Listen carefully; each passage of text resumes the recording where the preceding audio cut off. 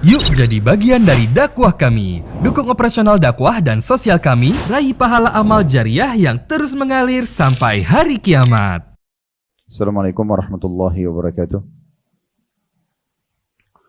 Alhamdulillah, tidak pernah berhenti lisan kita memuji Sang Pencipta Allah atas segala nikmat yang dilimpahkan kepada kita, terutama nikmat Islam dan iman. Karena dengan adanya Islam dan iman, kita punya panduan hidup. Kita mengenal siapa pencipta yang sebenarnya, Allah Subhanahu wa Ta'ala, yang telah menciptakan seluruh langit dan juga bumi ini serta apapun yang ada di dalamnya, terjangkau atau tidak terjangkau oleh mata kita. Dan sebagai orang beriman kepada Allah, kita sangat yakin dengan kalimat Alhamdulillah adalah kalimat penghubung antara kita dengan Allah, yang Allah jadikan sebagai tanda syukur atau berterima kasih, yang dengannya segala kebutuhan kita di roda kehidupan di muka bumi ini akan dipenuhi. Juga tentunya puncaknya kita akan mendapatkan balasan yang sempurna di surga di akhirat nanti. Allahumma amin. Selanjutnya kita panjatkan salam hormat kita kepada utusan Allah Nabi besar Muhammad sallallahu alaihi wa ala alihi wa sahbihi wasallam, sebagaimana Allah telah perintahkan kita untuk mengucapkan salam hormat kepadanya, dan juga tentu sebagai balas jasa atas kebaikan manusia terbaik ini yang telah menghabiskan 23 tahun dari masa umurnya, 13 tahun fase Mekah, semuanya dengan hinaan, cacian, puncaknya diusir dari kampung halamannya, dan 10 tahun masa penyempurnaan agama Islam di kota Madinah, sampai akhirnya beliau wafat sallallahu alaihi wasallam, telah menyampaikan semua amanah agama ini yang dibebankan di pundak beliau kepada umat. Kita akan membahas insyaAllah seperti biasa di kesempatan hari Senin di siang hari, lanjutkan kembali bola buku kita, meraih pahala besar dengan amalan ringan. Dan kita akan masuk insyaAllah di amalan yang ke-6. Kemarin pertemuan yang lalu sudah saya minta supaya teman-teman kasih angka ya, kalau masih ingat ya. Sekarang kita akan masuk ke halaman 15, ada cetang di bawah itu, dikasih angka nomor 6. Nah itu yang akan kita bahas, artinya ini adalah penjelasan yang ke-6 ya. Sebelumnya kita membahas cetang yang sebelumnya di halaman 14-nya itu poin ke-5. Kalau itu kan tentang keutamaan sholat sunnah ya, pertemuan yang lalu. Kalau sekarang ini kita membahas tentang sholat jenazah. Sholat jenazah. Baik, seperti biasa saya akan bacakan dulu apa yang ditulis oleh penulis sebagai dalil, baru kemudian kita panjang lebar insyaAllah masuk dalam bahasan kita. Dari Abu Hurairah radhiyallahu anhu, dia berkata, Rasulullah sallallahu alaihi wasallam bersabda, ini di halaman 15 paling bawah sebelah kanan ya. Lalu kita lanjutkan karena itu cuma paling bawah sekali. Hadisnya berbunyi di halaman 16-nya, man syahidal janazata hatta yusalliya falahu qirat, wa man syahidaha hatta tudfana kana lahu qiratan. Qila wa mal qiratani? Qala mithlul jabalainil azimain. Artinya, kata Nabi SAW, barang siapa yang menyaksikan jenazah sampai mensolatkannya, maka dia mendapatkan pahala 1 qirat. Dan barang siapa yang menyaksikan jenazah sampai dikuburkan, maka dia mendapatkan pahala 2 qirat. Dikatakan atau ditanyakan kepada Nabi SAW, apa 2 qirat itu? Lalu kata Nabi SAW, seperti 2 buah gunung besar. Ada footnote di bawah, nomor 13, diriwayatkan oleh Bukhari dalam kitab Janaiz, di bab man istadhara hatta tudfan. Ini jilid 2 halaman 9. Selanjutnya kita baca lagi di cetang yang setelahnya, karena ini masih bersambung membahas masalah sholat jenazah. Salah satu hadis riwayat Muslim mengatakan bahwa Rasulullah sallallahu alaihi wasallam bersabda, man shalla ala janazatin wa lam yatba'ha falahu qirat, fa in tabi'aha falahu qiratan. Qila wa mal qiratani? Qala asgharuhuma mithlu Uhud. Barang siapa mensolatkan jenazah tapi tidak mengantarkannya ke kubur, maka dia mendapatkan pahala 1 qirat. Namun bila dia ikut mengantarkannya ke kubur, dia mendapatkan pahala 2 qirat. Ditanyakan kepada Nabi SAW, apakah 2 qirat itu? Rasulullah SAW bersabda yang terkecil dari salah satunya adalah seperti gunung Uhud. Riwayat yang ketiga di halaman 17-nya, dan riwayat Imam Muslim yang lain dikatakan kepada Ibnu Umar radhiyallahu anhuma, sesungguhnya Abu Hurairah radhiyallahu anhu berkata, aku mendengarkan Rasulullah sallallahu alaihi wasallam bersabda, man tabi'a janazatan falahu qiratun minal ajr. Barang siapa yang mengantarkan jenazah maka dia mendapatkan pahala 1 qirat. Abdullah bin Umar radhiyallahu anhu berkata, Abu Hurairah terlalu banyak meriwayatkan hadis pada kita. Di situ ada footnote dulu, ya, nomor 15 di bawah, yakni bahwasanya Ibnu Umar radhiyallahu anhu khawatir karena banyaknya riwayat Abu Hurairah maka perkaranya menjadi rancu, akan terjadi campur baur antara hadis yang satu dengan hadis yang lain. Bukan karena adanya riwayat yang belum dia dengar, karena kedudukan Ibnu Umar dan Abu Hurairah lebih tinggi dari sekedar anggapan ini saja. Baik, kita kembali ke atas tadi. Lalu Abdullah bin Umar bergegas mengirim utusan kepada Aisyah Ummul Mukminin radhiyallahu anha dan menanyakan hadis yang diriwayatkan oleh Abu Hurairah tersebut. Dan Aisyah pun radhiyallahu anha membenarkan hadis yang diriwayatkan oleh Abu Hurairah radhiyallahu anhu. Sampai akhirnya Abdullah bin Umar radhiyallahu anhu berkata, kita telah menyanyiakan qirat yang sangat banyak. Ungkapan Ibnu Umar radhiyallahu anhu di atas menunjukkan betapa cintanya para sahabat kepada ketaatan ketika sampai pada mereka sebuah al-khabar atau berita, dan rasa penyesalan mereka ketika tertinggal melakukan ketaatan tersebut sekalipun mereka tidak mengetahui keagungan peristiwanya. Jadi ini kurang lebih bahasannya di halaman 18 di cetang selanjutnya itu nanti dikasih angka 7 ya. Itu nanti bahasan kita yang akan datang insyaallah. Jadi 3 buah riwayat ini semua berbicara tentang masalah sholat jenazah. Nanti akan kita bagi bahasan kita menjadi beberapa bahasan. Pertama tentang masalah mayit dulu, ya. Bagaimana kita harus menyadari kematian akan datang dan juga persiapan apa yang harus kita siapkan.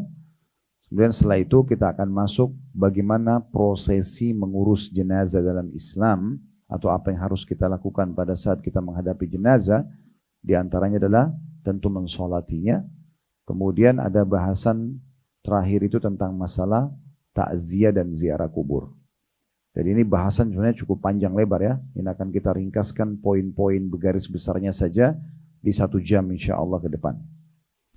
Baik, sebelumnya saya akan coba jelaskan dulu tentang masalah riwayat-riwayat yang disebutkan oleh penulis di sini.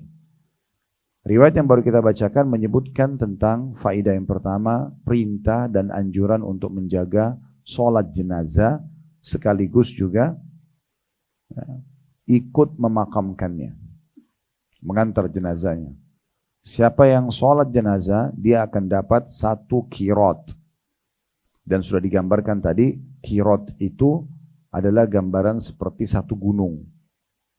Riwayat yang pertama. Riwayat yang kedua tadi menjelaskan paling kecilnya, pahala itu maksudnya yang paling rendah yang didapatkan oleh seseorang, mungkin karena kadar ikhlasnya standar misalnya, maka itu adalah seperti gunung Uhud. Artinya bisa lebih besar daripada gunung Uhud. Tentu kalau teman-teman mau lebih jauh mempelajari tentang gunung Uhud, kita tidak bahas sekarang, tapi bisa diketik saja di Google tentang ukuran gunung Uhud. Nanti akan dijelaskan cukup besar ya, cukup lengkap tentang masalah diameternya, tingginya dan segala macam. Nah seperti itu kurang lebih pahala yang akan kita dapatkan, tapi itu pahala minimalnya. Kalau kita sholat jenazah ya. Nanti akan kita jelaskan panjang lebar tentang tata cara dan bacaannya ya. Sekarang kita masih global dulu menjelaskan makna. Ini kan metode yang saya gunakan dari awal. Kalau teman-teman ikuti buku ini, selalu kami gunakan, bahkan buku-buku lain pun kalau kami bedah, apa yang sedang dijelaskan oleh penulis kita paparkan dulu, kemudian baru kita berikan tambahan syarah atau penjelasan. Itu yang pertama dulu. Dia ada anjuran untuk menjaga sholat jenazah ya.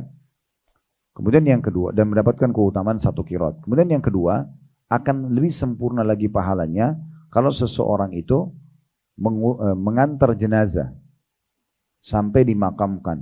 Kalau dia berhasil melakukan itu, maka dia akan dapatkan 1 qirat lagi, 1 gunung lagi. Itu faedah kedua dari hadis.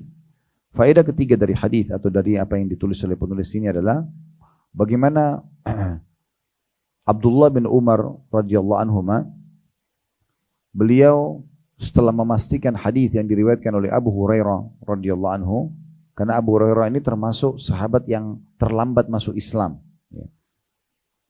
Jadi beliau masuk Islam itu sudah jauh setelah hijrah Nabi SAW di Madinah, tapi ternyata karena beliau tinggal di Sufa, di satu tempat yang Nabi SAW siapkan di belakang rumah beliau, khusus untuk menampung orang-orang miskin yang mau belajar. Ada 300 orang sahabat di sana, diantaranya Abu Hurairah. Nah, Nabi SAW seringkali kalau menerima wahyu, yang pertama beliau temui adalah Ashabus Sufa, atau orang-orang yang pas ada di masjid. Ya. Nah, kebetulan Sufa itu ada di belakang rumah Nabi. Dia sebenarnya bagian daripada tanah masjid, ya, tanah rumah Nabi. Nabi bebasin tanah itu, Nabi bangun masjid, Nabi bangun rumah istri-istri beliau, juga Nabi buat tempat Sufa atau tempat orang-orang miskin di belakang. Sekarang sudah masuk bagian daripada Masjid Nabawi.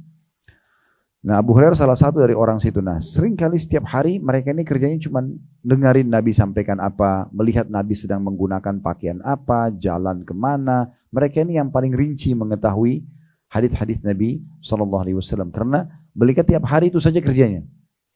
Mereka tidak punya kesibukan, karena ini orang-orang miskin, mereka nggak punya perniagaan, bahkan ada di antara mereka yang tidak punya keluarga, tinggal di situ saja nuntut ilmu.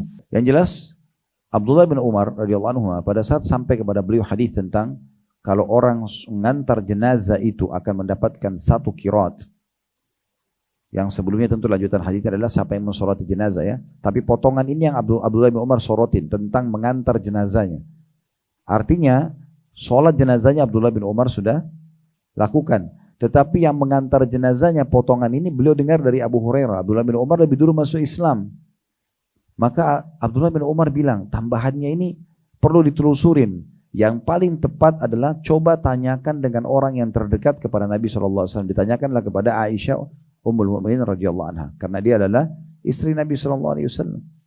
Jadi yang paling banyak mengetahui tentang penyampaian Nabi juga para istri, karena di rumah gitu. Yang paling sering interaksi dengan suaminya.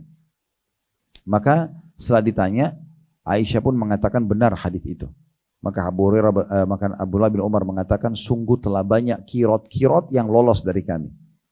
Karena keutamaan tentang sampai mengantarkan jenazah ke kuburan ini luput gitu. Ya. Sehingga akhirnya beliau mengatakan, sayang benar ini. Ya, banyak sekali yang kirot yang luput dari kita. Ya, ini bukan berarti Abdullah bin Umar tidak mengerjakannya, tapi bisa saja. Bukan mustahil di masa itu tidak semuanya penyampaian sampai kepada sahabat. Ya. Pernah kasus terjadi, Umar bin Khattab di masa khilafah beliau, ada satu orang Ansar datang, ketuk-ketuk rumahnya, 3 kali langsung pulang. Umar bin Khattab lagi ada kegiatan kebetulan. Kemudian beliau tanya setelah selesai kegiatan dia, aktivitasnya, dia tanya tetangga, siapa yang datang tadi? Mereka mengatakan si fulan. Ya, orang Ansar itu. Maka Umar bin Khattab mengatakan panggil dia. Setelah dipanggil langsung Umar mengatakan, apa yang membuatmu melakukan perbuatan ini? Kenapa kamu datang ketuk pintuku 3 kali, kemudian kamu pulang? Kenapa tidak tunggu aku keluar? Maka sahabat itu mengatakan, aku mendengarkan Rasulullah SAW bersabda, kalau seseorang yang kalian bertamu ke rumah saudaranya dan mengetuk sampai 3 kali tidak dibukakan, pulanglah. Mungkin saudaranya lagi tidak mau diganggu, atau memang lagi ya berhalangan.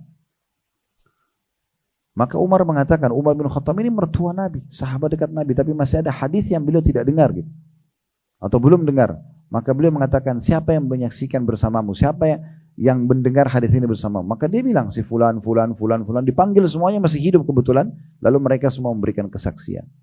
Jadi bukan mustahil ada hadis yang belum sampai kepada kita, misalnya di kalangan sahabat saja ada. Oleh karena itu kita terus belajar ya. Yang penting pada saat sampai kepada kita sebuah penyampaian atau al-khabar tadi dikatakan, berita dari Nabi SAW, dan itu benar, maka kita segera melaksanakannya. Dan Abdullah bin Umar ini radhiyallahu anhu, sahabat Nabi yang mulia, dikenal dengan julukan sahibut ta'assi. Sahibut ta'assi maksudnya orang yang sangat fanatik dan ingin paling cepat mengerjakan apa yang Nabi kerjakan.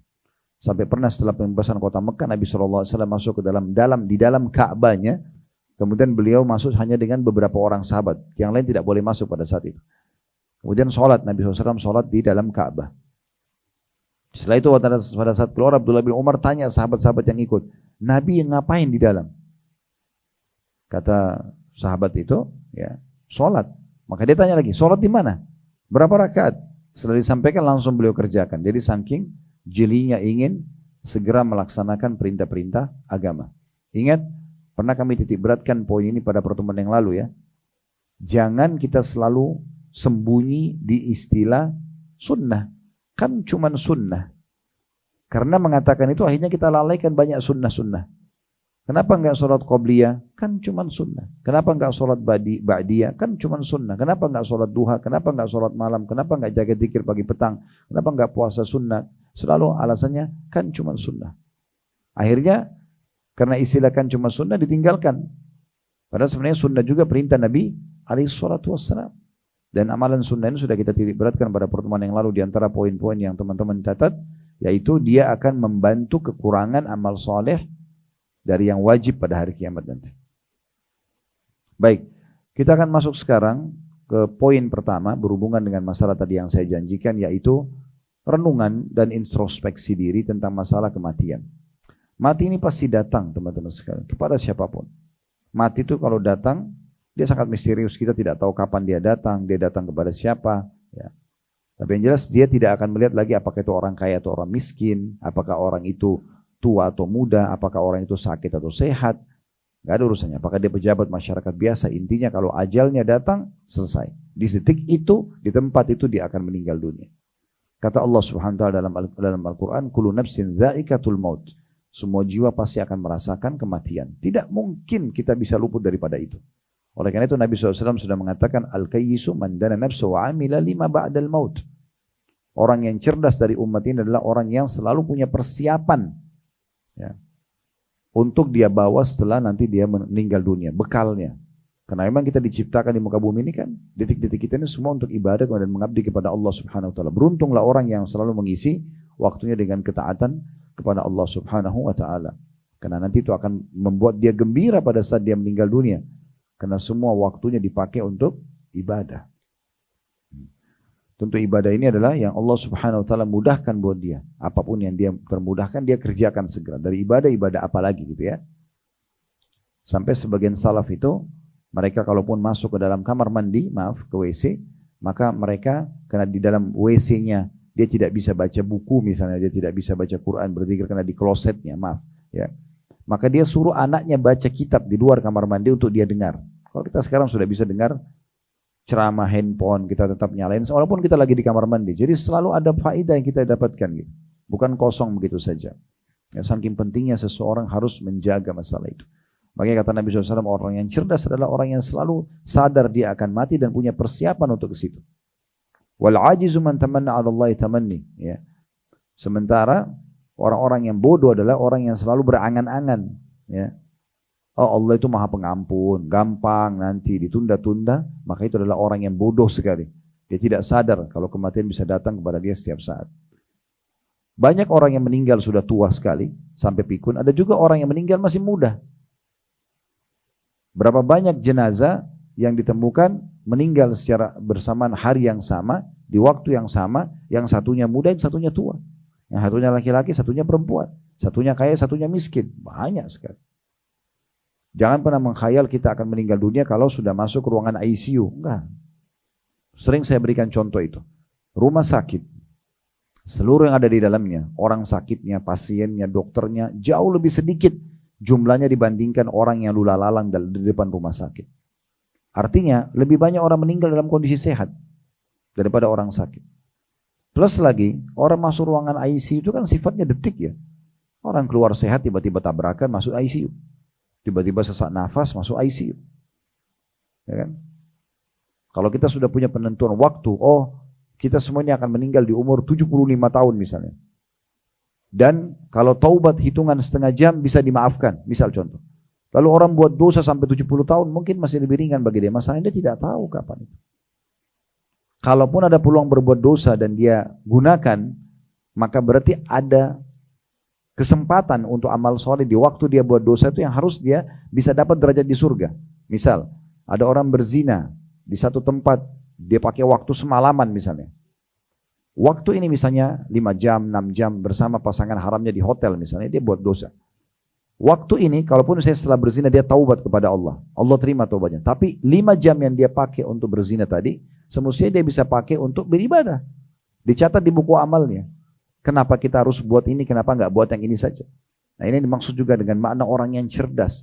Dia harus berpikir bagaimana selalu melakukan perbuatan-perbuatan baik saja.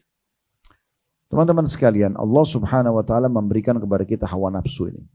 Kita punya potensi, suka dengan lawan jenis, suka melihat, suka mencium, suka memegang. Itu memang normal, karena dengan itu populasi manusia ada. Tidak mungkin kalau tidak ada syahwat, saya tidak suka seorang perempuan tidak suka kepada saya atau laki-laki misalnya, maka tidak ada populasi manusia. Tidak mungkin laki-laki mau tumpahkan spermanya, tidak mungkin perempuan juga mau mengandung, tidak mungkin. Tapi Allah berikan itu potensi ada, tapi Allah suruh kita kepada yang halal, yaitu menikah, dan larang pada yang haram, yaitu berzina. Kan begitu. Allah berikan kita kebutuhan tubuh kita nutrisi, daging, ya, kita butuh proteinnya misalnya. Kalau semua daging, dan kita punya keinginan suka kalau daging itu dimasak, dibakar, digoreng dengan bau yang wangi, kita kan jadi suka pengen makan. Kalau seandainya semua daging Allah haramkan, mungkin wajar kita melanggar. Ini enggak. Yang diharamkan itu sedikit. Hanya babi misalnya. Hanya yang bertaring misalnya. Baik, yang lainnya sapi, babi tidak dilarang, tapi gantinya Allah halalkan kambing, sapi, ayam, unta, kelinci, banyak sekali. Semua hewan air halal. Ikan, cumi, udang, kenapa harus babi? Kan gitu. Kecuali memang Allah haramkan semua tidak boleh makan, padahal kita lapar. Tubuh kita butuh nutrisi, nah itulah. Ini sebagai sebuah pola pikir, kenapa kita harus berbuat yang dilarang? Toh juga gantinya ada banyak yang halal gitu. Dan ini poin, ya. Itu juga dengan minuman, tidak boleh khamar, tidak boleh memabukkan. Baik, Allah ganti, kita kan haus. Tubuh kita butuh cairan. Lebih dari 70% tubuh kita cairan, gitu kan. Jadi kita butuh, tapi Allah ganti, air putih jadi halal, ada sirup, ada madu, ada ya, banyak jamu mungkin di Indonesia, banyak minuman-minuman. Kenapa harus khamar? Nah, jadi sebenarnya hal-hal yang diharamkan itu jauh lebih sedikit. Jadi tidak perlu kita terjerumus di sana. Ini masuk dalam kecerdasan orang untuk menghadapi kematian nanti. Karena itu pasti akan datang setiap saat. Ini tentu bahasanya panjang lebar, cukup banyak di YouTube, di playlist YouTube kami. Bisa Bapak Ibu lihat tentang potongan masalah kematian ini. Karena ini saya cuma kasih garis besarnya. Kita akan padatkan. Jadi sadarilah mati akan datang setiap saat. Tidak harus menunggu kita tua, tidak harus menunggu kita sakit, ya, tidak harus menunggu kita masuk ruangan ICU, tapi bisa datang setiap saat. Jadi selalu jadikan itu sebagai pelajaran. Makanya Rabi ibn Huthaim rahimahullah, seorang ulama tabi'in, beliau pernah menggali liang lahat di belakang rumahnya, lalu setiap hari beliau masuk ke situ. Sambil beliau baring, sambil beliau membaca firman Allah SWT dalam surah Al-Mu'minun, surah nomor 23, akhir potongan ayat 99. Qala rabbirji'un, orang-orang kafir, orang-orang yang berbuat dosa banyak tidak sempat taubat itu akan mengatakan pada saat malaikat maut mereka lihat, ya Allah kembalikanlah aku di dunia. Untuk apa mereka kembali ke dunia? Untuk makan lagi makanan favoritnya? Untuk kumpul dengan keluarganya kah? Untuk meeting yang miliaran kah? Enggak sama sekali. Mereka mengatakan la'alli a'malu salihan fima tarakt. Jadi teman-teman bisa baca ini surah Al-Mu'minun surah nomor 23 ayat 99 sampai ayat 100 ya. Bahkan lebih daripada itu kalau tidak salah sampai ayat 107 itu ya. Yang jelas ayat 99 tadi di akhir potongannya orang-orang itu akan mengatakan qala rabbirji'un, wahai Tuhanku kembalikanlah aku ke dunia. Untuk apa? Ayat 100 dijelaskan la'alli a'malu salihan fima tarakt, agar aku bisa mengerjakan amal-amal saleh yang dulu aku lalaikan. Nah itu tujuannya.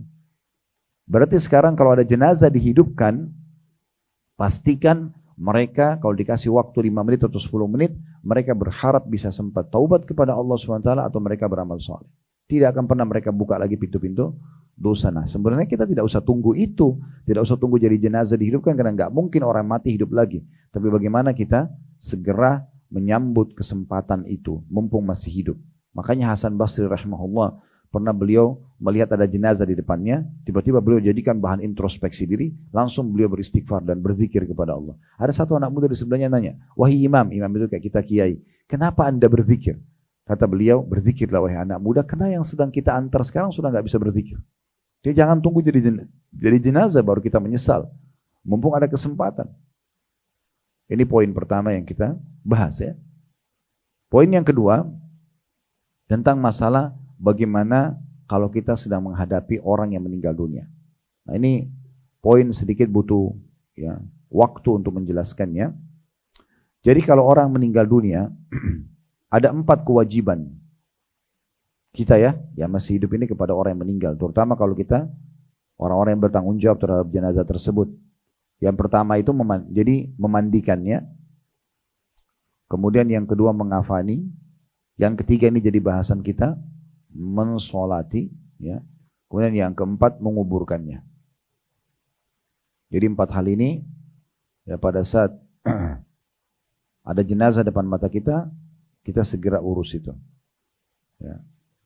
Kalau secara global, itu kan tadi tentang masalah jenazahnya ya. Kalau secara global, kalau terjadi kematian, maka memang yang segera dilakukan adalah pengurusan jenazahnya, masuk 4 hal tadi ini.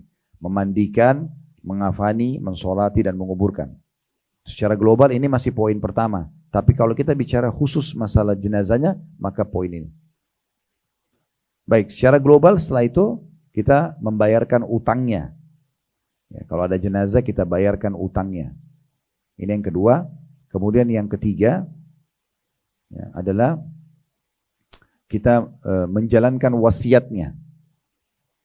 Wasiat harta ini maksimal 1/3 harta ya. Jadi boleh kita menulis wasiat, kalau saya meninggal 1/3 harta saya diwakafin buat pesantren, diwakafin buat masjid. Kata Nabi SAW, Allah memberikan kalian kesempatan menambah pahala kalian dengan 1/3 harta kalian, tapi tidak boleh lebih. Maksimal 1/3 kita tulis wasiat. Kalau itu ada ditulis, kalau kita meninggal kan ahli waris kita tahu, oh ternyata ada 1/3 hartanya gitu. Itu tidak boleh dibagi. Yang keempat warisannya. Jadi saya ulangi kembali ya. Yang perlu kita titik beratkan secara global kalau ada orang mati, ada 4 poin. Yang pertama urus jenazahnya, yang kedua adalah bayar utangnya, yang ketiga jalankan wasiatnya, yang keempat bagi warisannya. Ini juga poin penting ya, masalah bagi warisannya. Tidak boleh orang kalau pas ada mayit terus ahli waris sudah duduk untuk rembukin masalah warisan, oh ini berarti cinta dunia ini, kenapa bahas sementara ada jenazah? Nah, itu memang bagian rangkaian daripada harus dibahas. Daripada turun-temurun nanti tidak dibagi, ahli warisnya sudah meninggal sampai cucu dan cicit. Saya pernah temukan kasus di Indonesia, sampai cicitnya belum dibagi. Ini haram dalam Islam. Kenapa ditahan? Ada juga orang tahan karena si kakak yang paling tua ini menganggap ya kalau adik-adiknya semua lebih muda dari dia, maka dia tahan rumah warisan itu karena tunggu harga naik dulu. Gak ada urusannya harga naik atau harga turun ini. Ini hak waris. Dijual berapapun dibagi segera. Ya. Kalau sang ibu masih ada, misalnya sang ayah meninggal, dia dapat 1/8 dari total harta. Kalau seandainya ada anak laki-laki dan anak perempuan, lalu sisanya dibagi, anak laki-laki 2 bagian, anak perempuan 1 bagian, selesai. Kalau misalnya si ibu tinggalin rumah itu, ya udah nggak apa-apa, biarin tinggal lagi, tapi semua ahli waris sudah tahu haknya masing-masing. Hingga satu waktu kalau dijual, tahu haknya masing-masing, kan gitu. Nah, sekarang yang sedang kita bahas di poin pertamanya nih. Kan 4 poin tadi itu mengurus jenazah, kemudian ya bayar utangnya, karena ini mayit itu ruhnya bergantung antara langit sama bumi selama belum dibayar utangnya. Orangnya itu hati-hati kalau babi punya utang, tulis. Saya punya utang sama fulan. Saya punya utang sama fulan supaya kalau kita meninggal itu terbayar. Kemudian yang ketiga wasiatnya tadi saya bilang 1/3 harta maksimal, yang terakhir adalah warisannya. Baik, kita sekarang sedang fokus bahas poin pertama. Di poin pertama ini masalah urus jenazah ada 4 poin lagi. Yaitu memandikan jenazah tadi ya, kemudian mengafaninya, kemudian mensolatinya, dan juga menguburkannya. Baik, 4 hal ini ya, dilakukan pada semua mayit muslim. Tentunya tidak berlaku pada mayit kafir ya. Karena ini masalah spiritual, ini masalah ibadah ya. Kalau ibadah lakum dinukum waliyadin. Tidak disolati, tetapi kalau ada mayit orang kafir dan tidak ada yang urus dari orang-orang agama mereka, maka boleh kita kafani dan kita kuburkan. Tetapi tidak disolati. Jenazah orang kafir nggak disolati. Nanti kita jelaskan kenapa alasannya. Di antaranya adalah karena kalau sholat itu berarti dia harus muslim, disolatin ya. Kemudian juga ada doa-doa yang kita bacakan untuk mayit. Dan itu tidak berlaku kepada orang-orang kafirnya. Baik, juga poin penting harus diketahui, kalau ada orang meninggal mati syahid. maka mereka tidak melalui proses mandi dan kafan. Ya. Tidak ada mandi dan dikafani. Ya. Kalau orang mati syahid, udah dia dikubur dengan baju di badannya. Langsung dikubur. Begitu ini dicontohkan oleh Nabi SAW kepada para syuhada Badar dan syuhada Uhud. Mereka langsung dikubur oleh Nabi SAW dengan pakaian mereka, darahnya masih pada ngucur, ya, tidak dimandikan, tidak dikafani. Itu kalau orang mati syahid. Kalau orang meninggal dalam kondisi berihram, baik dia haji ataupun dia umrah, maka dia dikafani dengan baju ihramnya. Dan ini kepalanya tidak ditutup. Kan kalau jenazah biasa ditutup ya, kain kafan sampai ke kepala kan. Nah ini tidak ditutup kalau dia ihram. Kata Nabi SAW, mereka akan dibangkitkan dalam kondisi bertalbiyah. Sebagaimana mereka pada sedang bertalbiyah pada saat haji dan umrah.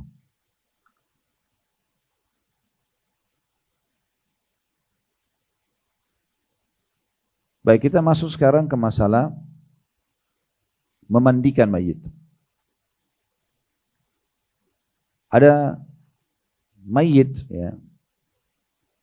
Tadi yang saya bilang tidak dimandikan itu adalah orang yang mati syahid ya. Ada juga yang lain yang tidak dimandikan itu adalah janin yang belum mengeluarkan suara.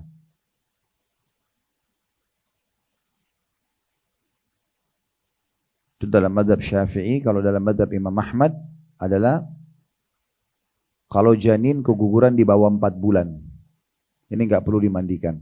Artinya kalau sudah 4 bulan karena sudah ada ruhnya dimandikan. Ya.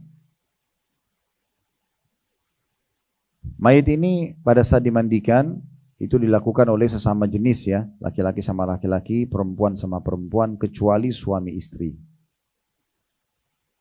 Karena memang dasarnya suami istri boleh saling melihat tubuh. Makanya Nabi SAW berkata kepada Aisyah radhiyallahu anha, wahai Aisyah, kalau seandainya kau meninggal lebih dulu daripada aku, walaupun faktanya Nabi lebih dulu meninggal ya, kalau kau lebih dulu meninggal daripada aku, maka aku akan mengurus jenazahmu. Karena memang dasarnya mereka bisa saling melihat tubuh, ya. Nah kemudian di situ dimandikan dengan hitungan ganjil. Ya. Intinya dianjurkan kalau bisa ada air dari bidara. Kita ambil daun bidara, dicelupin di air, kemudian air itu yang dipakai mandi. Kalau tidak ditemukan daun bidara, boleh menggunakan air yang wangi yang lainnya, kayak air sabun, ya. Itu disiramkan ke badan mayit, ya. Dianjurkan untuk siraman itu sifatnya ganjil, 3 kali, 5 kali, 7 kali, ya, 9 kali, tergantung kebutuhan. Yang paling bagus kalau sudah airnya berbentuk air sabun, sehingga pada saat disiram sekali itu basah sudah bersabun, tinggal digosok pakai kaos tangan supaya menyeluruh ke tubuhnya dengan cara mayitnya ditutup dengan kain, sehingga yang memandikan juga hanya dibawa kain saja. Dia membersihkannya. Setelah selesai baru disiram pakai air yang tidak ada sabunnya lagi. Ya.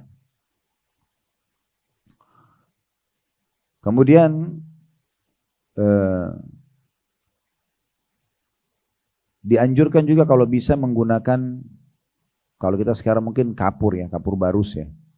Itu bagian daripada hal yang ditutup nanti penutupannya. Jadi kalau bisa disiapin seperti 3 air lah ya.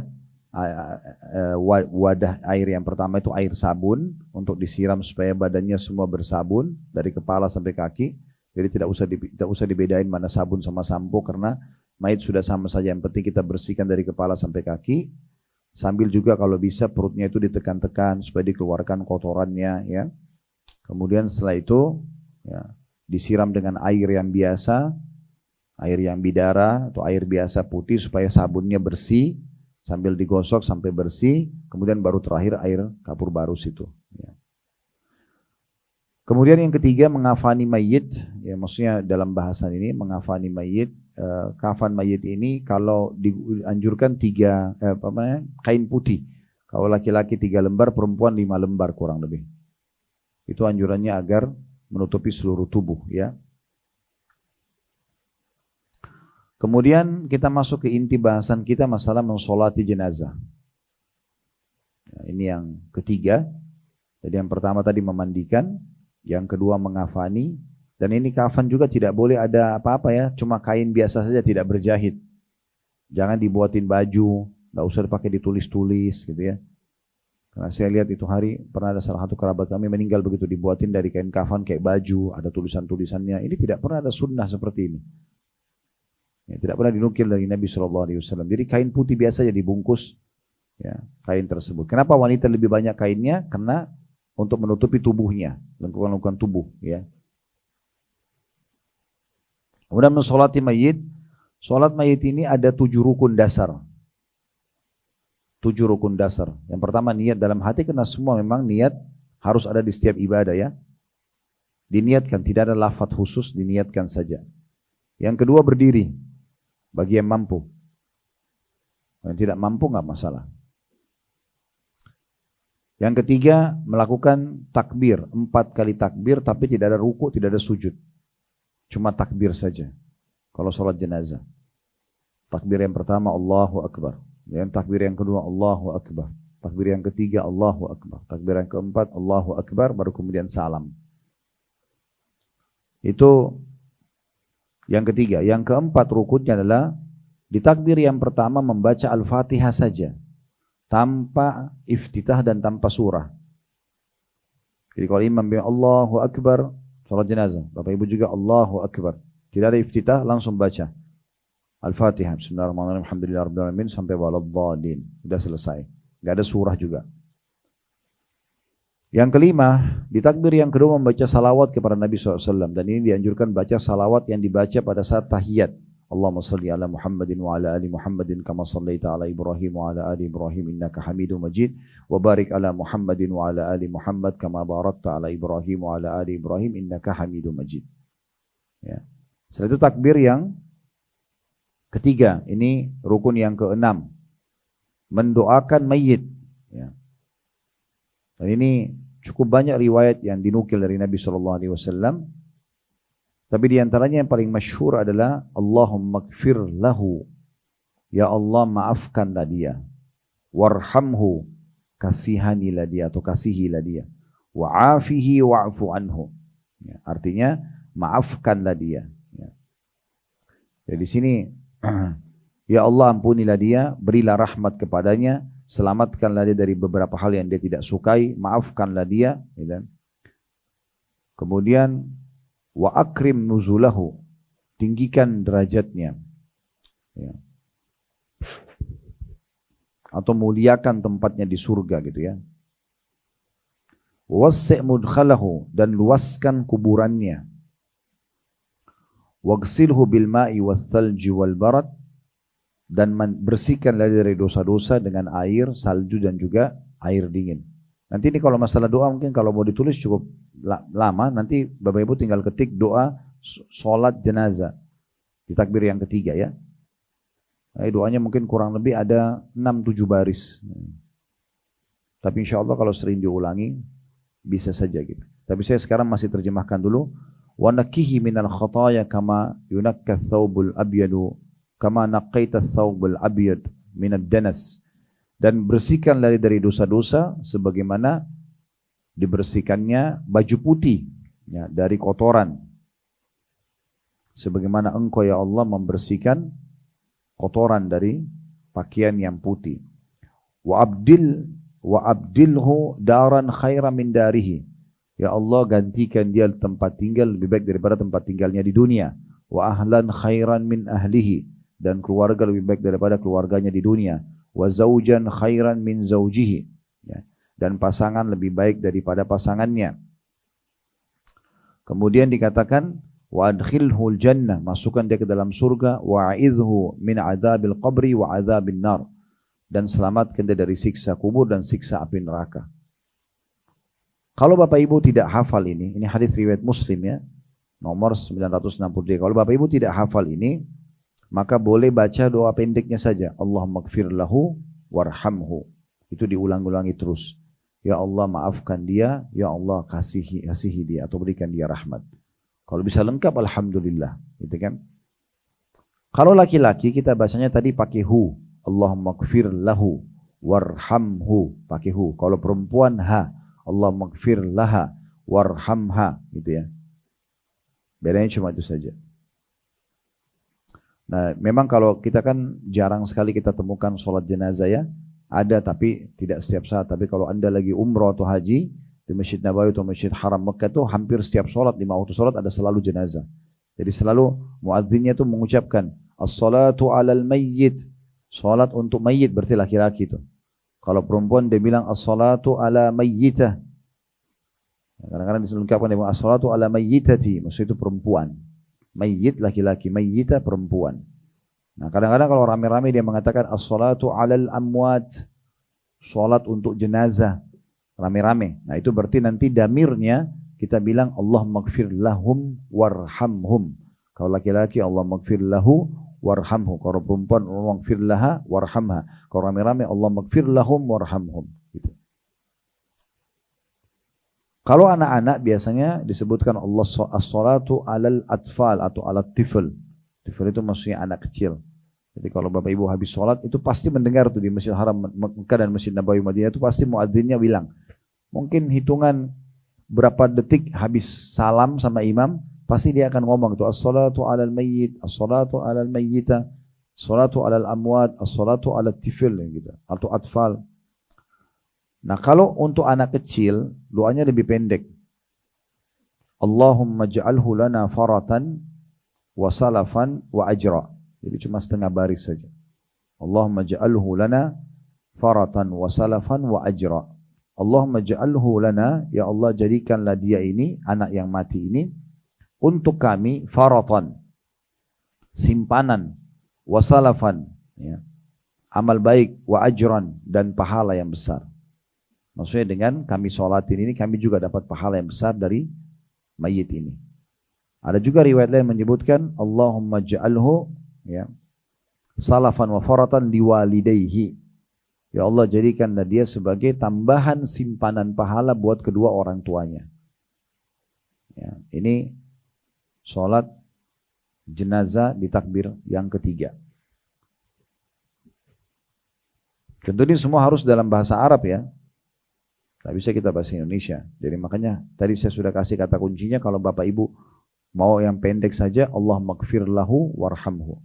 Kalau laki-laki, kalau perempuan Allah maghfir laha warhamha. Kalau rame-rame Allah maghfir lahum warhamhum. Gitu ya. Tapi kalau bisa dihafalin sangat bagus. Allah maghfir lahu warhamhu wa'afihi wa'fu anhu wa akrim nuzulahu wasi' mudkhalahu. Ya. Dan seterusnya waqsilhu bima'i wath-thalji wal barad wa nakkihi minadh dhunubi kama yunakka thawbul abyad minad danas ya wa adkhilhul jannah dan seterusnya.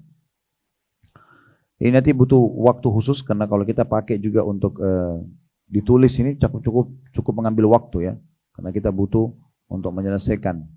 Masih ada yang belum kita singgung tentang masalah takziah dan juga ziarah kubur. Nah, ini panjang bahasannya. Yang penting Bapak Ibu sudah tahu takbir 4 kali. Kita sudah sampai di takbir yang ketiga ya. Jadi yang pertama baca Al-Fatihah tanpa iftitah, tanpa surah. Kemudian takbir yang kedua baca salawat. Bisa juga Allahumma salli ala Muhammadin cukup ya. Tapi kalau mau lebih bagus baca salawat Ibrahim namanya yang kita baca di tahiyat. Yang ketiga doakan tadi si mayit itu. Yang keempat sebelum salam kita bisa doakan diri kita sendiri. Itu dalam lafadznya Allahumma la tahrimna ajrahu. Allahumma la tahrimna ajrahu artinya Allah jangan engkau haramkan kami atau menghalangi kami untuk memperoleh pahalanya. Wala taftinna ba'dahu dan jangan sampai jangan sesatkan kami sepeninggalnya. Waghfir lana walahu dan maafkan kami dan juga maafkan dia. Jadi 3 potongan ini satu baris juga pendek doanya. Ya. Allahumma la tahrimna ajrahu. Ya Allah jangan engkau haramkan pahalanya orang ini untuk kami dapatkan. Ya. Kita berdoa seperti itu. Maksudnya apapun yang pernah dia, karena kami sholati dia kami dapat pahalanya. Atau apapun yang pernah dia kerjakan kami juga bisa mengerjakan dari amal soleh. Wala taftinna ba'dahu jangan sampai setelah orang ini meninggal kami jadi sesat. Maksudnya berikan kami petunjuk. Ya, supaya kami juga pada sampai meninggal nanti dalam kondisi beriman. Waghfir lana walahu dan maafkanlah kami dan maafkan juga dia gitu. Jadi 3 potongan ya. Allahumma la tahrimna ajrahu. Ya Allah jangan haramkan kami dari pahalanya. Wala taftinna ba'dahu dan jangan engkau sesatkan kami sepeninggalnya. Ya. Waghfir lana walahu dan maafkanlah kami dan juga dia. Yang terakhir di sini masalah mengubur mayit. Tadi kan sudah kita bilang ya, di poin pertama tadi memandikan, ya, kemudian mengkafani, mensolati dan menguburkan. Jelas ya? Saya ulangi kembali poinnya ya. Kita sudah bilang kalau mayit meninggal ada 4 hal besar yang harus diketahui. Yang pertama urus jenazahnya. Ya. Kemudian yang kedua bayar utangnya. Yang ketiga jalankan wasiatnya. Yang keempat bagi warisannya. Nah sekarang dari 4 ini yang kita bahas masih poin pertama saja. Yaitu masalah mayitnya ini. Menguburkan mayit ya. Dengan cara memandikan dulu. Sudah kita bahas dari masalah mandikan. Kemudian mengkafani, kemudian mensolati dan menguburkan. Nah sekarang kita mau bahas yang menguburkan. Mengubur mayit ini ya, dianjurkan kalau di dalam hadis-hadis Nabi SAW itu dimasukkan ke dalam tanah tentunya. Dan ada 2 cara ya. Kalau di Indonesia biasanya orang gali kuburan, jenazahnya ditaruh, kemudian dilapis dengan papan. Ya. Nah ada cara yang lain itu dengan lahat namanya. Nah ini yang lebih sesuai dengan sunnah sebenarnya ini. Jadi digali dulu, terus dibuat lubang lagi. Nanti di bawah itu mayitnya dimasukin ke dalam. Menghadap kiblat. Ya. Saya kiblat ke sana, maka wajah mayit dihadapkan ke sana. Ya, kemudian setelah dimasukkan ke dalam lubang yang kira-kira ukuran badan dia saja, baru ditutup dengan batu bata. Kemudian baru dituangkan tanahnya. Jadi tanah itu tidak kena langsung ke tubuhnya mayit. Nah itu dikerjakan atau dicontohkan oleh para sahabat Nabi yang tentu disuruh oleh Nabi SAW dan dianjurkan bagi orang yang masuk ke liang lahat turun menerima jenazah itu dia membaca Bismillahi wa ala millati Rasulillah. Bismillah dengan nama Allah, wa ala millati Rasulillah dan sesuai dengan ajaran Rasulullah. Itu khusus yang turun di liang lahat saja ya. Baik, yang perlu digarisbawahi adalah kuburan tidak boleh dibuat hal-hal yang tidak pernah ada contoh dari Nabi SAW. Dalam hadis riwayat Muslim nomor 970, kata Nabi SAW dari hadis Jabir radhiyallahu anhu, beliau mengatakan Rasulullah SAW melarang ya, memberi bangunan pada kubur. Rasulullah SAW melarang untuk menyemennya, memberikan warna, ya, untuk dikeraskan tanah itu. Ya. Kemudian juga melarang untuk duduk di atasnya dan memberi bangunan di atas kuburan tersebut. Artinya memang dia gundukan tanah saja, sama batu nisan di bagian kepala. Itu pun juga tidak pernah ada anjuran Nabi SAW untuk ditulis namanya, ditulis tanggal meninggalnya dan segala macam. Karena itu tidak bermanfaat juga gitu. Kalau semua ahli waris juga sudah meninggal, siapa yang mau baca itu? Tidak penting. Yang penting sekarang adalah bagaimana setelah mayit meninggal kita justru memperbanyak amal soleh buat dia yang bisa sampai kepadanya. Doa, sedekah, ya. Kemudian haji dan umroh, permohonan ampun, istighfar. Nah, ini semua sampai kepada mayit. Atau ilmu yang bermanfaat ya, dari si mayit yang kita sebarluaskan misalnya petuah-petuahnya kalau orang tua kita misalnya, termasuk mungkin bermanfaat itu kayak resep makanannya ibu kita buatin dalam bentuk buku kita sebarin gratis, bisa saja kalau memang dia bukan orang agama, dan itu bermanfaat ya. Karena kata Nabi SAW dalam hadis sahih, bila anak Adam meninggal dunia terputus sumbernya kecuali dari 3 kan, sedekah jariah ya, ilmu bermanfaat atau anak soleh yang mendoakan. Maka ini berarti sumber-sumbernya yang bisa didapatkan.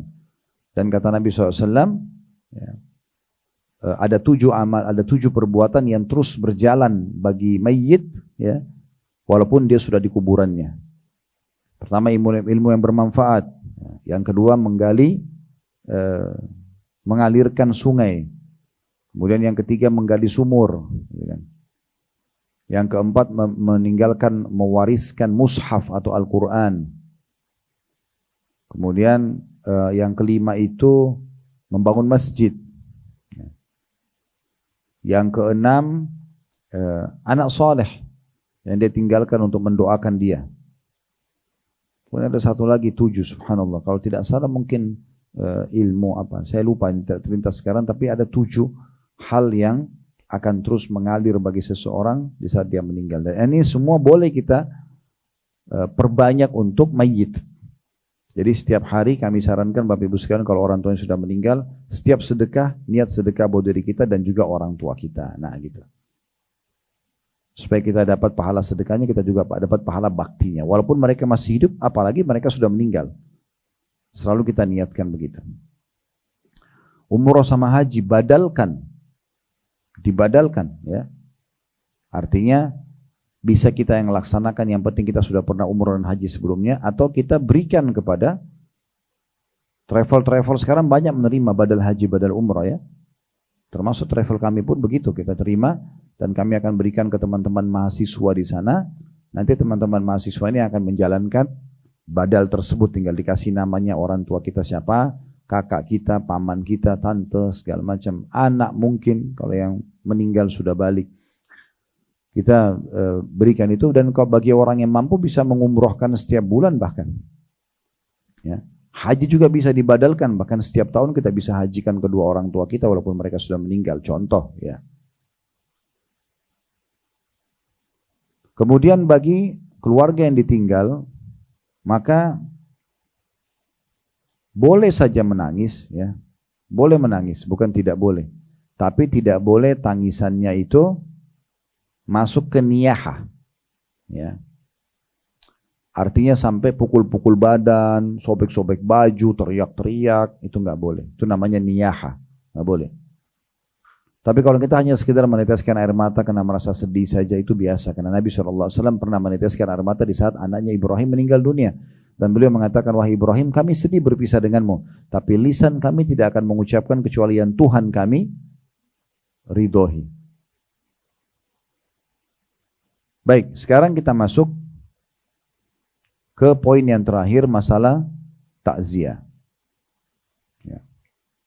Nah, takziah ini yang perlu digarisbawahi adalah makna takziah. Mulai dari itu dulu. Dan nanti ada buku-buku yang saya rekomendasikan seperti biasa ya. Nanti ada buku kecil yang seperti yang lalu, seperti yang saya pegang juga ini, itu ada buku tentang sifat sholat jenazah. Cara sholat jenazah.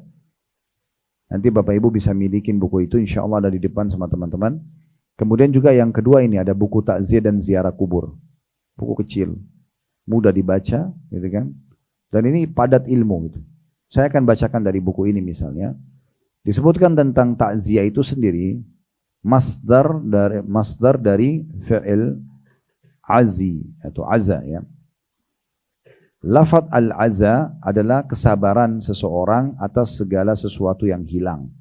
Jadi takziah kepada keluarga mayit adalah mendorong mereka untuk bersabar dan mendoakan mereka. Jadi takziah artinya kita datang mendoakan, garis bawah ya, keluarga mayit, bukan mayitnya. Takziah itu bukan untuk mayit. Takziah itu untuk keluarga mayit. Fahami itu baik-baik ya. Karena di sini kalau sedikit tergelincir dalam memahami maknanya, maka kita jadi salah buat ibadahnya. Jadi sekali lagi takziah adalah meringankan kesedihan dan beban keluarga mayit. Keluarganya. Jadi kita sekarang datang ke rumah orang mati itu bukan untuk orang matinya, tapi untuk keluarganya yang sedang sedih. Nah, itu namanya takziah. An-Nawawi rahimahullah berkata, takziah adalah mendorong untuk bersabar, menghibur keluarga mayit. Bukan untuk mayit itu takziah. Ya, untuk keluarga mayit. Kalau si mayit dari pertama dia mati sampai kita mati doakan terus. Gak ada hubungannya dengan takziah. Bisa difahami ya? Kenapa banyak orang buat ritual-ritual macam-macam pada saat lagi takziah? Karena dia pikir itu untuk mayit. Padahal sebenarnya bukan. Takziah itu buat keluarga mayit. Ya. Kalau si mayit dari pertama dia meninggal sampai kita hembuskan nafas terakhir, doain terus. Setiap hari, setiap saat. Bisa ditangkap pesannya ini ya? Ini poin penting ini. Kenapa banyak orang buat ritual-ritual macam-macam pada saat ada takziah? Karena dia pikir ini buat mayit. Padahal sebenarnya bukan. Sunnah Nabi SAW takziah itu buat keluarga mayit. Perhatikan Imam Nawawi rahimahullah mengatakan takziah adalah mendorong untuk bersabar. Itu takziah yang sebenarnya. Menghibur keluarga mayit, meringankan kesedihan mereka dan memberikan pemahaman kepada mereka bahwa musibah yang mereka alami adalah ringan dan mudah. Maksudnya menghibur keluarga si mayit di sini. Disebutkan dalam buku Kashful Kina, ya. Di situ ada footnote-nya di bawah, jilid 2 halaman 160. Disebutkan bahwa takziah adalah menghibur dan mendorong orang yang terkena musibah agar bersabar. Itu takziah. Jadi keluarga yang sedang sedih ini yang kita hibur. Ya. Dengan menyebut janji pahala dan mendoakan mayit jika dia muslim. Maksudnya kita mengatakan sabarlah, insyaallah semoga Allah maafkan ya ayah kalian ini, suami anda, istri anda, anak anda. Tapi yang kita hibur yang masih hidup ini. Sekali lagi kalau mayitnya tidak ada hubungannya sama takziah itu. Mayit itu sampai kita meninggal doain terus. Nah, tidak ada hubungannya dengan hari-hari awal dia meninggal saja kita doakan misalnya. Ini karena tidak faham atau keliru dalam memahami makna takziahnya tadi. Hukum takziah sendiri itu adalah sunnah Nabi SAW, ya, dan sangat dianjurkan atau mustahab. Sebagaimana disebutkan oleh Al-Wazir ibn Hubairah, beliau mengatakan mereka sepakat para ulama bahwa takziah kepada keluarga mayit dianjurkan. Keluarga mayit, bukan untuk mayit sekali lagi. Hibur mereka. Dasar-dasar hukumnya adalah riwayat. Di antaranya Amr bin Hazm radhiyallahu anhu bahwa Nabi SAW bersabda, "Ma min mu'minin yu'azzi akhahu bi musibatin illa kasahu Allah subhanahu min hulalil karamati yaumil qiyamah." Tidaklah seorang mukmin bertakziah kepada saudaranya yang terkena musibah kecuali Allah Subhanahu wa taala akan memakaikan pakaian kemuliaan padanya pada hari kiamat nanti. Diriwayatkan Ibnu Majah dan dihasankan oleh Syekh Albani. Hikmah takziah. Hikmah takziah yang pertama meringankan orang yang terkena musibah dan menghiburnya. Perhatikan ini, takziah itu begitu. Untuk keluarga mayit, saya ulangi lagi. Itu disepakati oleh ulama itu. Meringankan orang yang terkena musibah. Yang kedua, membangkitkan dirinya untuk bersabar dan meraih pahala dari musibah tersebut. Keluarga yang sedang sedih ini. Serta untuk merelakan diri kepada takdir Allah dan berserah diri kepadanya. Yang ketiga, mendoakannya agar Allah menggantikan musibah dengan pahala yang besar. Mendoakan orang yang sedang kena musibah ini, sedang sedih. Yang keempat, ya, mendoakan mayit agar mendapatkan rahmat Allah dan ampunan. Di depannya keluarganya ini kita bilang semoga Allah maafkan, semoga Allah ampuni. Ya. Jadi bukan diadakan ritual khusus gitu ya. Yang kelima, membuat keluarga mayit menginginkan pahala besar agar mereka terhindar dari kesedihan yang mendalam. Kurang lebih mirip dengan tadi gitu ya. Kemudian mencegah mereka untuk meratapi mayit atau tadi niyahah, robek-robek baju, pukul-pukul badan, terus ngucapin kata-kata yang tidak benar. Kenapa dia yang mati? Kenapa bukan saya? Gitu-gitu misal. Nah, ini tidak boleh semuanya. Kita ingatkan itu. Kemudian juga dianjurkan agar yang sedang bertakziah membawakan makanan. Jadi bukan keluarga mayit yang sedang sedih sibuk menyiapkan makan. Diambil daripada riwayat sahih di mana pada saat Ja'far bin Abi Thalib radhiyallahu anhu meninggal dunia, kakaknya Ali bin Abi Thalib, beda 10 tahun dengan beliau radhiyallahu anhum ajma'in, itu meninggal di perang Mu'tah di Jordania. Pada saat beliau mati syahid, maka Nabi SAW berkata kepada penduduk Madinah, "Isna'u li ali Ja'far fa innahum asabu ma lam yusibkum." Buatlah makanan buat keluarganya Ja'far karena mereka tertimpa apa yang tidak menimpa kalian. Jadi jangan lagi orang lagi sedih, dia juga sibuk lagi mengurus tamu-tamunya. Subhanallah, orang kalau ikuti sunnah itu luar biasa. Mudah dan murah. Kalau ikuti sunnah itu mudah dan murah. Gitu kan. Tapi kalau bertolak belakang dengan sunnah ini pasti sulit dan mahal nanti. Udah sesuai dengan sunnah aja. Keluarga A lagi sedih, kita semua rame-rame tetangganya datang, yang ini bawain air, yang ini bawain makanan, yang ini mendoakan. Nah begitu. Itu anjuran. Waktu takziah, mayoritas ulama membolehkan takziah sebelum atau setelah mayit dikuburkan.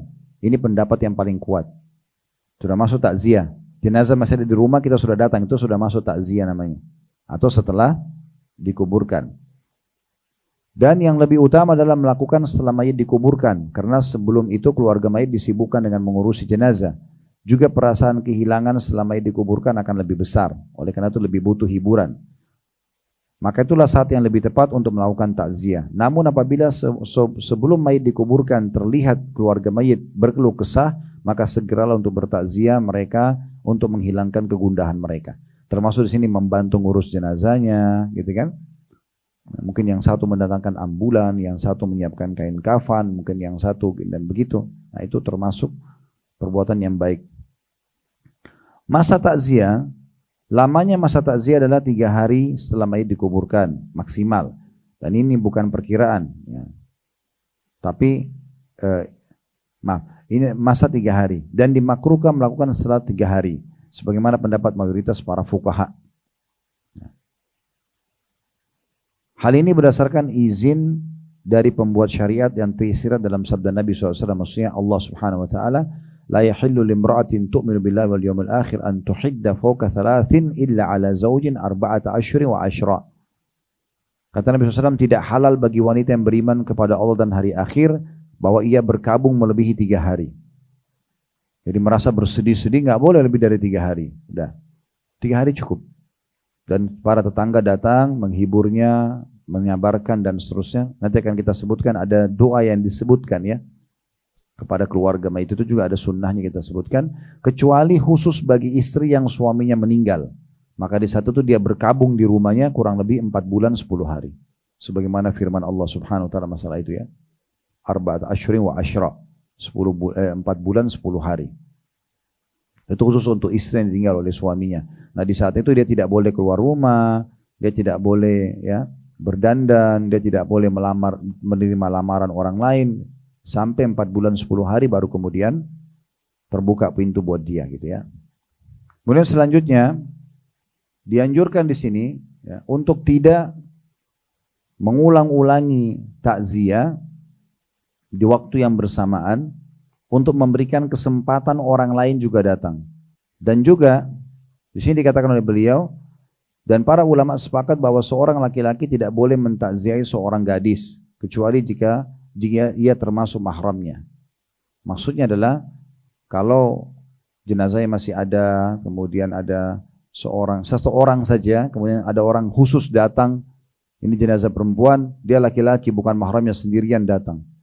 Kalau rame-rame itu tidak ada masalah. Merame semua orang datang mungkin takziah secara umum ya. Itu pun dianjurkan untuk tidak berlama-lama bertakziah. Datang, doakan, sabarkan, mungkin bawakan makanan, pamit keluar. Berikan kesempatan orang lain ya, karena dengan orang lain ini bolak-balik bergonta-ganti wajah, itu akan mendatangkan hiburan bagi keluarga mayit. Selanjutnya lafaz takziah ya, artinya yang kita ucapkan kalau kita datang bertakziah kepada keluarga mayit, itu disebutkan dari hadits Usama bin Zaid radhiyallahu anhuma. Usama dan ayahnya dua-duanya sahabat. Ia berkata salah seorang putri Nabi SAW mengirim utusan kepada Nabi, mengundang dan memberi kabar kepada Nabi SAW bahwasanya anaknya yang masih kecil sedang menghadapi kematian. Maka Nabi SAW bersabda kepada utusan tersebut, irji ilaiha fa akhbirha anna lillahi ma akhadha wa lahu ma a'ta wa kullu syai'in indahu bi ajalin musamma famurha faltasbir wal tahtasib. Artinya kembalilah kepada, jadi waktu itu Zainab radhiyallahu anha anak Nabi SAW punya anak lagi namanya Umamah. Nah Umamah ini lagi sakit keras, cucu Nabi SAW. Maka Zainab mengutus satu utusan ke Nabi SAW mengatakan kalau sedang sakit nih ya, cucu ini sedang sakit gitu. Maka Nabi SAW mengatakan, karena beliau lagi mengajar pada saat itu di masjid, maka beliau mengatakan, kembalilah kepadanya, disuruh utusan tadi pergi kepada anak saya itu Zainab, beritakan kepadanya bahwa milik Allah apa yang dia ambil. Artinya kalau sampai anaknya pun itu meninggal nanti karena sakit keras si anak bayi ini, maka kalaupun diambil milik Allah yang dia ambil. Dan miliknya pula yang dia berikan. Lillahi ma'ata walillahi ma akhad, ya itu tadi lafadznya begitu ya. Lillahi ma akhadha wa lahu ma a'ta. Lillahi ma akhad, milik apa? Milik Allah apa yang dia ambil, wa lahu ma a'ta, dan milik dia juga yang dia berikan. Wa kullu syai'in indahu bi ajalin musamma, dan semuanya berjalan di sisinya sesuai dengan ajal yang sudah ditentukan. Ada batas waktunya. Ya. Kemudian kata Nabi SAW, "Faltasbir wal tahtasib." Suruhlah dia bersabar dan mengharapkan pahalanya. Tapi ini lafaz potongannya adalah tadi itu. Lillahi ma akhad walahu ma a'ta wa kullu syai'in indahu bi ajalin musamma. Nah, itu kita ucapkan, dianjurkan kalau kita sedang bertakziah. Itu lafaz pertama. Dan itu diriwayatkan oleh Imam Muslim. Sekelompok ulama menganjurkan untuk mentakziahi seorang muslim yang ditinggal mati oleh seorang muslim dengan ucapan a'zamallahu ajraka wa ahsana azaka wa ghafara limayyitika. Artinya a'zamallahu ajraka, semoga Allah mengagungkan pahalamu karena musibah ini, wa ahsana azaka, dan membaikkan kesabaranmu kena ujian ini, ya. Wa ghafara limayyitika, dan semoga Allah mengampuni mayitmu ini. Ini lafaz yang kedua. Jadi ini yang kita ucapkan kalau kita sedang bertakziah. Jadi sekali lagi, tadi sabda Nabi SAW kepada anaknya Zainab, ya, yang sedang anaknya si Zainab ini, si Umamah sedang sakit keras dan mau meninggal. Maka Nabi SAW mengatakan kalimat yang masyhur tadi, ya. Disuruh utusannya pulang lalu sampaikan kepada dia. Inna lillahi ma akhad, milik Allah apa yang dia ambil, walahu ma'ata, dan milik dia juga semua yang dia beri, wa kullu syai'in indahu bi ajalin musamma, semuanya di sisinya berjalan sesuai dengan ajal atau waktu yang sudah ditentukan. Lafaz yang kedua, a'zamallahu ajraka, semoga Allah lipat gandakan pahalamu, ya. Kemudian wa ahsana azaka, dan semoga juga Allah perbaiki kesabaranmu supaya kamu bagus dengan kesabaran ini, wa ghafara limayyitika, dan semoga Allah maafkan mayitmu ini. Tentu sebagian ulama mengatakan lafaz doa boleh selain ini kalau kita tidak menghafalnya. Misal kita mengatakan sabar ya, ya, semoga Allah ya berikan pahala yang besar. Dalam bahasa Indonesia misalnya kita mengatakan semoga ayah anda, ibu anda, ya, anak anda, suami anda, istri anda ini dimaafkan oleh Allah, itu juga boleh saja. Tapi kalau mau lebih besar pahalanya sesuai dengan lafaz tadi. Dalam mazhab Hanabila atau mazhab Imam Ahmad ada lafaz yang dianjurkan istajaballahu du'aaka wa rahimana wa iyyaka. Artinya semoga Allah mengabulkan doamu dan memberikan rahmat kepada kami juga kepadamu. Nah, ini anjuran, intinya sebenarnya kita mendoakan, ya, untuk, ya, takziah. Dan ingat saya sudah katakan tadi, jangan lakukan ritual-ritual khusus, tapi kita cukup datang, doakan sesuai dengan sunnah Nabi, lalu kita pulang. Mau lebih bagus lagi, sempurnakan dengan bawain makanan, bawain minuman, ya. Itu yang kita kerjakan. Dan berikan kesempatan orang lain juga untuk datang. Jadi jangan sampai kita melakukan banyak ritual-ritual yang justru sama sekali tidak ada anjuran dari Nabi SAW. Ya. Yang terakhir masalah ziarah kubur. Ya. Ziarah kubur ini dianjurkan di dalam Islam. Ya. Karena Nabi SAW mengatakan, kuntu nahaytukum an ziyaratil kuburi fazruha fa inna tudzakkirul akhirah. Dulu saya pernah larang kalian untuk ziarah kubur, ya. Maka sekarang ziarailah, karena dia mengingatkan akhirat. Imam Nawawi rahimahullah mengatakan larangan ziarah kubur bagi laki-laki telah dihapus di fase Mekah dulu. Karena Nabi SAW bilang, kuntu nahaytukum an ziyaratil kubur. Dulu aku pernah larang kalian ziarah kubur, fazruha fa inna tudzakkirul akhirah. Sekarang boleh ziarai pada saat sudah fase Madinah, karena kuburan umat Islam sudah ada, gitu kan. Di Mekah dulu masih dihitung jari umat Islam. Maka sekarang ziarailah, karena dia akan mengingatkan masalah akhirat. Kata beliau, Imam Nawawi rahimahullah, larangan ziarah bagi laki-laki telah dihapus. Dan mereka sepakat bahwa bagi laki-laki ziarah kubur adalah sunnah. Tinggal masalah kaum wanita. Kaum wanita di sini khilaf di antara ulama. Ada yang mengatakan boleh ziarah kubur, ya. Dalam arti kata boleh masuk dalam sunnah umumnya, gitu kan, asal mereka bisa mengontrol diri. Masalah tutup aurat, masalah jangan nangis-nangis, teriak di kuburan karena dia terbawa perasaan. Tapi selama dia cuma mau ziarah umum, dan ziarah kubur ini termasuk ziarah walaupun kita tidak masuk ke dalam lokasi kuburannya, ya. Kayak misalnya Bapak Ibu lagi lewat naik mobil, terus parkir sebentar atau pas lewat kuburan kita ucapin salam, itu juga sudah masuk namanya. Nabi SAW seringkali kalau mendatangi Baqi, beliau berdiri di depan pintu gerbangnya Baqi, ya, kemudian mengucapkan salam secara umum kepada kuburan di situ. Ya, ini termasuk ya, anjuran. Tapi kalau masalah mengantar jenazah, maka anjuran para ulama, terutama Imam Qurtubi rahimahullah menukil dalam buku beliau At-Tadhkirah, itu ulama umumnya melarang wanita menziarahi kubur kalau masih, bukan ziarah kubur, maaf, mengantar jenazah kalau masih muda dan bisa melahirkan fitnah. Ya. Masih anak-anak ABG pergi kuburan, akhirnya bercanda-bercanda. Orang ngantar jenazah tujuannya untuk dapat pelajaran. Jadi takut. Dia jadi beribadah. Kalau ada perempuan di situ jadi fitnah. Tapi pada saat perempuan itu memang dia harus hadir. Orang tua dia tidak bisa, anaknya ini meninggal, dia mau lihat juga dikuburkan. Dibolehkan saja. Tapi dia selamat dari fitnah. Nah itu yang kurang lebih kesimpulan tentang masalah ya, mengantar jenazahnya. Ya. Baik, ini gambarannya. Tentu di sini dalam buku ini cukup banyak sekali tentang masalah adab-adab orang di kuburan. Ya.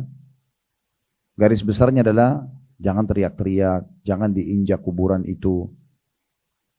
Datang dengan tenang, ucapkan salam dan doa, kemudian pulang. Ambil pelajaran dari situ. Kita tutup dengan lafaz-lafaz ya, lafaz-lafaz doa yang kita baca kalau kita datang ke kuburan. Ya. Itu ada banyak pilihannya, di antaranya Assalamualaikum ahlad diyari minal mu'minina wal muslimin. Semoga kesejahteraan tercurahkan untuk kalian wahai penghuni negeri orang-orang mukmin dan orang-orang muslim.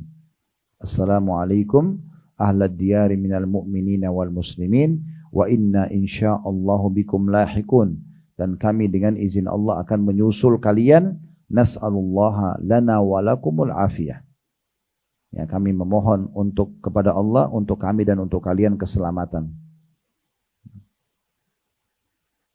Kemudian pilihan yang lain, itu lafaz tadi diriwayatkan oleh Imam Muslim dalam kitab Al-Janaiz. Lafaz yang lain riwayat Ibnu Abbas radhiyallahu anhuma, Assalamualaikum ya ahlal kubur, yakfirullahu lana walakum antum salafuna wa nahnu bil athar. Semoga kesejahteraan tercurahkan untuk kalian penghuni negeri, orang-orang beriman atau penghuni kuburan. Ya. Semoga kesejahteraan tercurahkan untuk kalian penghuni kuburan. Semoga Allah mengampuni kami dan kalian. Kalian adalah pendahulu kami dan kami akan menyusul kalian. Ini diriwayatkan oleh Tirmidzi dalam kitab Al-Janaiz juga.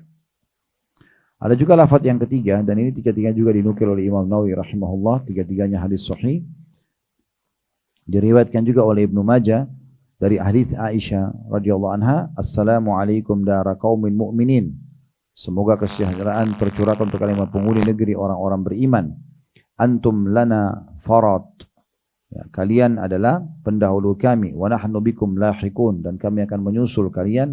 Allahumma la tahrimna ajrahum wa la taftinna ba'dahum. Ya Allah, jangan engkau haramkan kami dari pahalanya. Dan jangan sampai kami kena fitnah sepeninggalnya. Nah, tentu masih ada lafaz yang lain. Tapi yang jelas lafaz-lafaz ini anjuran agar kita membacakan doa buat si mayit. Ya. Ini masalah ziarah kubur. Allahu a'lam. Baik, kalau ada benar dari Allah, kalau ada salah dari saya mohon dimaafkan. Subhanakallahumma bihamdika asyhadu an la ilaha illa anta astaghfiruka wa atubu ilaik. Wassalamualaikum warahmatullahi wabarakatuh.